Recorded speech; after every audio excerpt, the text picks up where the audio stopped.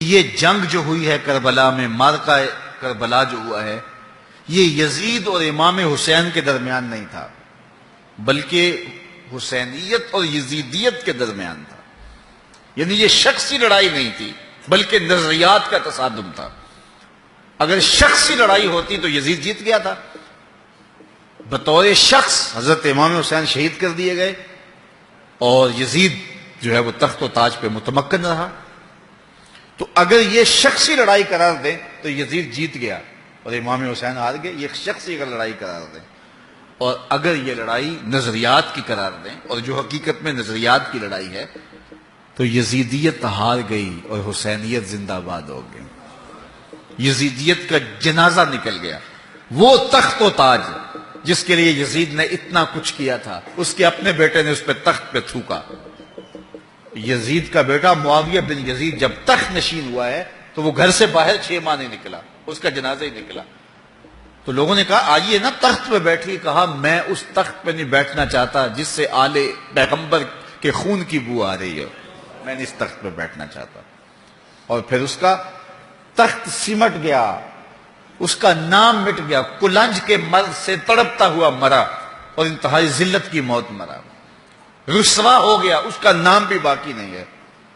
میں گزشتہ برس کربلا میں حاضر ہوا تو حضرت امام حسین کا چمکتا ہوا روضہ نور دیکھا۔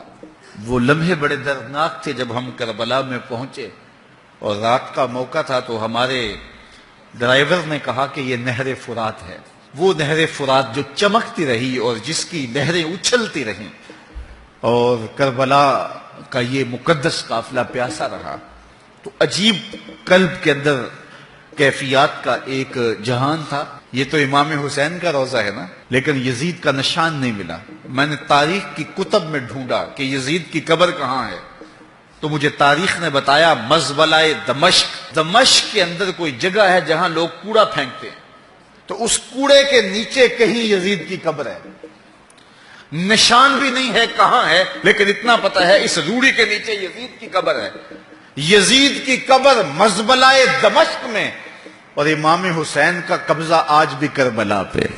تو یزید کا نام مٹ گیا، اس کا تشخص مٹ گیا، امام حسین کا نام بھی باقی، آپ کا ذکر کی باقی، اور آپ کے تذکروں کی خوشبو بھی باقی۔ تو یہ شخصی لڑائی نہیں تھی۔ میں نے اس دن عرض کیا تھا کہ طلحہ بن عدی بن حاتم نے 30,000 لوگ پشت پہ کھڑے ہونے کی بات کی تھی، لیکن امام نے اس پیشکش کو ٹھکرا دیا تھا، اس لیے کہ آپ حق اور باطل کی راہیں اجالنا چاہتے تھے، اور وہ انہوں نے اجال لیں۔ حضرت امام حسین کی شہادت کے بعد بھی یہ جنگیں جاری رہیں۔ مالک اشتر کی قیادت میں مختار سقفی کی فوجیں ابن زیاد کی فوجوں کے مقابلے میں فرات کے کنارے لڑ رہی تھی۔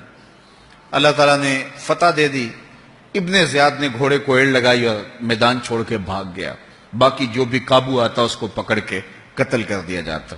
خیر یہ لوگوں کی پہنچ سے بہت دور نکل گیا، لیکن اس کا جی گھبرا رہا تھا، پیاس کی شدت تھی، گھوڑا بھی ہانپ رہا تھا۔ تو یہ چلتے چلتے صحرا میں گیا تو وہاں اس نے دیکھا کہ ایک خیمہ ہے، تو سوچا کہ میں چلتے چلتے ان سے پانی کا گھونٹ مانگ لوں تاکہ اپنے جگر کی پیاس تو بجھا سکوں۔ تو اس نے گھوڑا کھڑا کیا اور ہانپتا ہوا اس نے پردہ اٹھایا، دیکھا تو خیمے میں امام زین العابدین قرآن کی تلاوت کر رہے تھے۔ تو جب اس نے دیکھا تو ایک دفعہ تو شرم سے پانی پانی ہو گیا، لیکن مرتا کیا نہ کرتا، پیاس کی شدت تھی کہ حضرت پانی دیجئے۔ امام زین العابدین نے دیکھا اور پھر گھڑے سے کٹورا بھرا اور اس کے ہاتھ میں تھمایا، سمجھا کہ حضرت نے مجھے پہچانا نہیں۔ پانی پی لیا، شدت کی پیاس تھی، پھر مانگا، آپ نے پھر دیا، تیسری مرتبہ پھر مانگا، آپ نے پھر دیا۔ 3 کٹورے پانی کے پینے کے بعد امام زین العابدین سے کہنے لگا حضرت شاید آپ نے مجھے پہچانا نہیں۔ امام زین العابدین ابھی تک ضبط کیے بیٹھے تھے، آنکھوں سے موٹے موٹے آنسو نکلے۔ کہا بدبخت تجھے نہیں جانتا جس نے میرا خاندان اجاڑ دیا، 6 ماہ کے بچے بھی نہ چھوڑے، جس نے مخدرات کو اونٹوں پہ بٹھایا، کیا تجھے نہیں جانتا جس نے خاندان نبوت اجاڑ دیا؟ تو کہا حضرت اگر جانتے ہیں تو میرے ساتھ یہ سلوک کیا کیا؟ کہا ایک دن ہم مہمان بن کے تمہارے گھر آئے تھے، جو تم نے کیا وہ تمہارے خاندان کی ریت تھی، آج مہمان بن کے ہمارے دروازے پہ تم کھڑے ہو، جو ہم کر رہے ہیں ہمارے خاندان کی ریت پر۔ تو یہ شخصی لڑائی نہیں تھی، یہ نظریات کا تصادم تھا۔